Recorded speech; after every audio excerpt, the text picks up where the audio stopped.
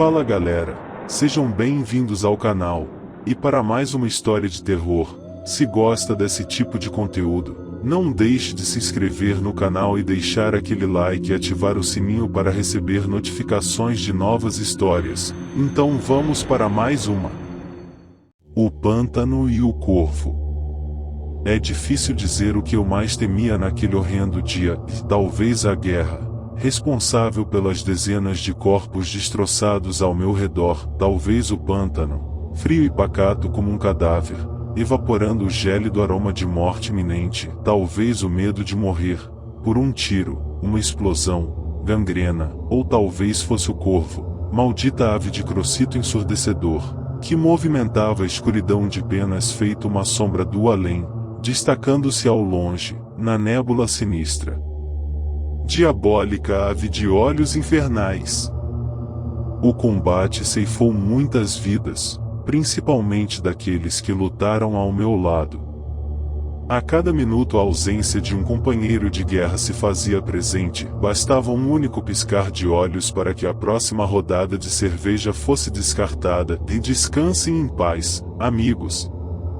Avançávamos em meio às explosões, em dupla. Eu e o futuro defunto que na noite anterior cantava para nós uma linda canção, escrita por ele mesmo, dedicada à sua filha, música essa que, ao retornar para seu lar, seria entregue de suas cordas vocais para o coração da menina. Ah, como ele ansiava o brilho nos olhos da pequena, só que hoje, durante o alvorecer, de sua boca a linda voz não se ouvia mais, e sim, gritos de desespero de alguém convencido de que cantar não iria jamais. Guerra é automutilação, avançamos para atacar e para morrer. Como poderia um dos dois lados sair vitorioso em meio a tantas perdas? Eu sobrevivi. Por covardia. Não me importo. Uma voz em minha cabeça gritava a cada nova explosão: e fuja! Salve-se! E eu simplesmente obedeci e fugi. Por sorte não fui baleado durante a corrida, marchei veloz direto ao pântano, lugar onde eu jamais queria ter ido. Mergulhei sem hesitar, e ali fiquei, imerso até a virilha, acreditando que o combate não se ampliaria até aquele local onde uma sutil névoa, de aspecto tenebroso, pairava sobre a água suja e fria. Me escondi debaixo de alguns galhos e troncos derrubados à margem do lago, e ali permaneci, aguardando o cessar dos bombardeios fatais. Após algumas horas a fadiga me fez adormecer, enroscado nos galhos, e quando acordei, o silêncio era vasto. O combate chegou ao fim, e pelo menos por hoje, pensei, e ao tentar me desprender, com dificuldade, do emaranhado de galhos pontiagudos, uma ferida se abriu em meu ombro, rasgando minha carne até o osso, despejando um punhado de sangue no lodo. Forcei meus pesados passos no pútrido lago e, enquanto caminhava, molhando-me por inteiro, notei que aquele pântano já foi uma zona de combate. A alguns metros à frente, avistei corpos de soldados boiando, alguns deles ainda inteiros, enquanto a maioria eu mal conseguia olhar. Como pode o corpo humano se transformar num desastre desse porte? Somente a morte poderia admirar tão asquerosa arte. Enquanto a água espumava, a cada passo tortuoso que eu dava dentro do pântano, rente à margem, percebi que algo estava me seguindo. Eu tive a estranha sensação de que um ser maligno me observava, não de um único ponto, mas de todos os locais. Lá longe surgiu, um formato escuro, destacando-se na névoa, era o corvo tenebroso vindo em minha direção, de galho em galho, de tronco em tronco. Ele saltitava nos troncos das árvores, boiando no pântano de lodo, e nos troncos dos soldados mortos, mutilados por ferimentos mortais. Revoando de defunto em defunto. O corvo de mim se aproximou. E da penumbra de seu bico, meu nome ressoou: Edgar Allan Poe. Como poderia a maldita ave saber o meu nome? Como pode tal criatura ter o dom de falar? Até os dias de hoje não encontrei uma resposta, mas eu sei que naquele dia, o meu nome ave ecoou, num tom horrível e esquisito, acompanhado de atrozes crocitos sepulcrais. Diante de mim um corpo boiava, servindo sua barriga inchada de pouso para o corvo sapatear seus pequenos pés decrépitos. A criatura alada de olhos vermelhos operava uma dancinha de morte na barriga do defunto, e eu não suportava mais seus olhos satânicos encarando-me. Acelerei o passo, ainda dentro d'água, com dificuldade, quase tropeçando e apoiando a mão em alguns corpos, ansiando ficar longe da ave das trevas. Vez ou outra eu olhava de soslaio e me apavorava, pois o corvo me seguia, e por mais que eu quisesse ficar bem longe da criatura, eu precisei parar, ao notar alguns soldados inimigos transitando entre as árvores, não muito longe da margem do pântano onde eu estava. Meia dúzia deles vinham em minha direção, fingi-me de morto, já que enfrentá-los, eu não aguentava mais. Encostei-me em um amontoado de corpos boiando à margem do pântano, sendo esse o único meio que encontrei para camuflar-me. Permaneci tão sereno em meio à carniça humana que por um instante acreditei que eu estava realmente morto. Os minutos que se seguiram a partir dali foram os piores.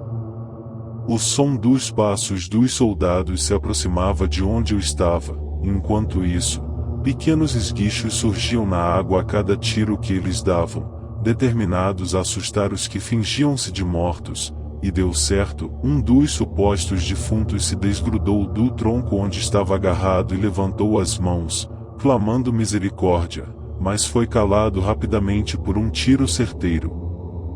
2 dos soldados inimigos entraram no pântano, desferindo golpes de baioneta nos cadáveres agrupados. Como era perturbador fingir a própria morte, enquanto ela, a própria, sem fingimento, exercia seu ofício ao meu redor, e saber que em questão de minutos, ou segundos, seria meu corpo a estar sendo perfurado, e eu seria desmascarado de minha mórbida atuação de funéreas peças teatrais. A cada 5 corpos supostamente mortos boiando no pântano, um gritava ao ser espetado, e logo seria a minha vez.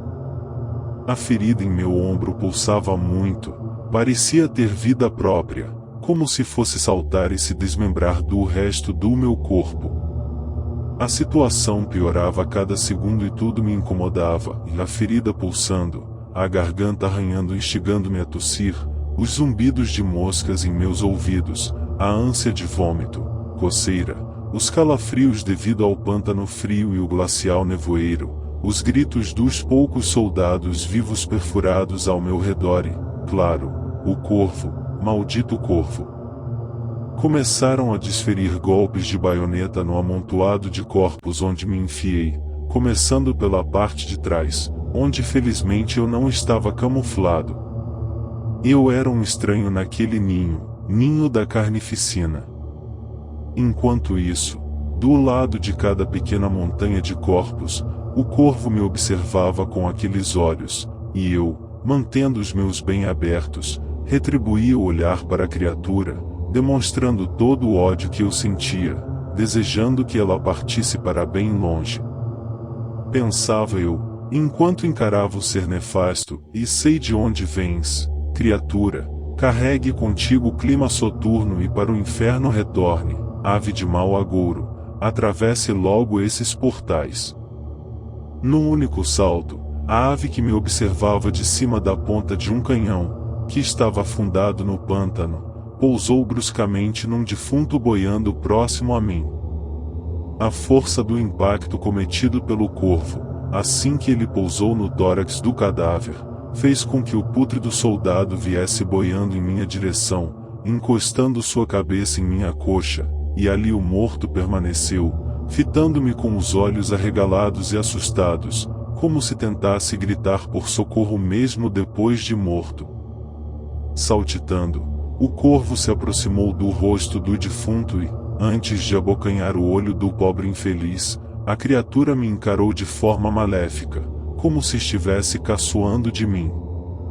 Muito ágil, a ave arrancou um dos olhos do ex-soldado, ou quem sabe, ex-marido, ex-filho, ex-pai, e eu, com olhar penoso, presenciava o horror que acontecia àquele miserável corpo que boiava centímetros abaixo do meu peito. A única certeza que eu tinha naquele momento era de que eu morreria em instantes, afinal, eu já começava a sentir o cheiro da minha própria morte. Se não os soldados inimigos me perfurando com golpes de baioneta, seria o corvo responsável pelo meu deprimente óbito. Começavam então os momentos dolorosos. Ao meu lado, eu ouvia o barulho da lâmina rasgando a carne já morta de um cadáver. Enquanto isso, o corvo saltou e cravou seu bico aguçado na ferida em meu ombro, seguindo com fortes golpeadas dolorosas, até atingir o meu osso. A dor era insuportável, mas mantive a posição de defunto e não me movi um centímetro sequer. Da ferida o sangue esguichava, como as lavas dançantes de um vulcão, colorindo toda a minha face de um vermelho intenso e vivo. Fechei os olhos e aguardei meu finamento. Naquele momento, não suportando mais a dor, eu clamava a Deus, ao diabo, ou qualquer outra entidade, que eu desmaiasse para não experienciar mais a angustiante profanação que acontecia ao meu corpo. Aguentei ao máximo, e não demorou muito para que eu pudesse abrir novamente meus olhos, quando notei, lá estavam, distantes de mim, os 2 soldados inimigos caminhando rente à margem do pântano, prestes a deixarem o lago de carnificina para irem embora, e o corvo, aquele maldito corvo, bem, nenhum sinal da criatura. O corvo se foi, assim como os soldados inimigos se foram, assim como se foram, também, a vida dos que permanecerão mergulhados no mausoléu de lodo.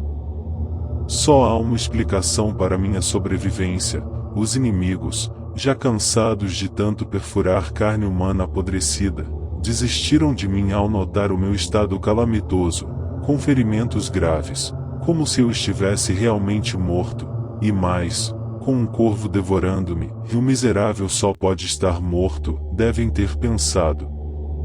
Assim eu sobrevivi à guerra, indo de encontro, horas mais tarde, aos poucos companheiros sobreviventes daquele combate.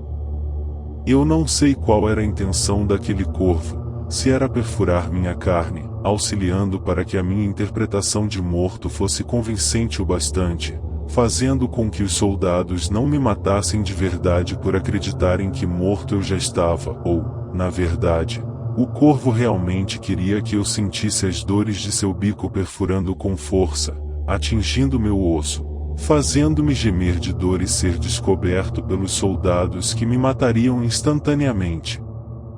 Eu não sei, não faço a mínima ideia, se o corvo queria me ajudar ou me atrapalhar, mas, de uma coisa eu tenho certeza: para aquele lugar, onde a guerra devasta os homens, no qual permeia um sinistro pântano, eu não quero voltar nunca mais. Fim. Se gostou, deixa o like e não esqueça de se inscrever no canal. Autor: Maicon Guedes.